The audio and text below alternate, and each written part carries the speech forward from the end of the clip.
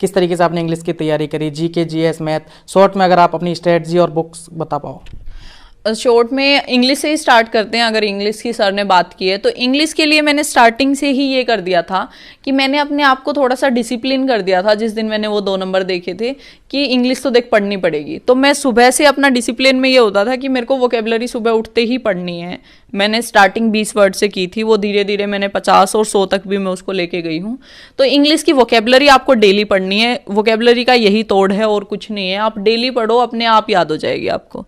मैं अगर ग्रामर की बात करूं तो ग्रामर के जो मैंने सर की क्लास नोट्स किए थे उससे मेरी ग्रामर के रूल्स मुझे याद हो गए थे, लेकिन थोड़े दिन बाद मुझे रियलाइज हुआ कि मेरे से क्वेश्चंस नहीं सोल्व हो रहे हैं। तो उसके लिए फिर मैंने प्रीवियस ईयर की बुक खरीदी थी। प्रीवियस ईयर की बुक से मैंने चैप्टर वाइज सोल्व किया, उसको 3-4 बार सोल्व किया, एरर्स को अलग से, इंप्रूवमेंट को अलग से, फिलर्स को अलग से। उसके बाद में जो ग्रामर वाला सेक्शन है उसके ऊपर कमांड होनी स्टार्ट हो गई थी। लेकिन उसके बाद भी जो रीडिंग कॉम्प्रिहेंशन वाला सेक्शन था वो तभी भी मेरे लिए बहुत बड़ी माया थी कि इसको कैसे सोल्व किया जाए। तो उसके बाद में मैंने कुछ टीचर्स वगैरह से सलाह ली, कुछ बच्चों से पूछा। और 1-2 मेरी फ्रेंड थी जिनकी बहुत अच्छी इंग्लिश थी, तो और वो बहुत ज़्यादा एफर्ट भी नहीं डाल रही होती थी। तो मैं उससे पूछा कि मैं कैसे, तो फिर उसने मुझे बताया कि मैंने 200+ बुक्स पढ़ रखी हैं। तो उसकी मतलब मैंने रीडिंग में कभी उसको कंसीडर ही नहीं करती थी। बहुत सारे एस्पिरेंट्स होते हैं जो नहीं करते, मैं भी उन्हीं में से एक थी।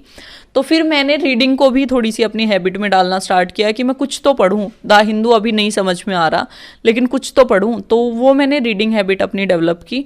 तो ऐसे करके मेरे तीनों सेक्शंस हो गए थे।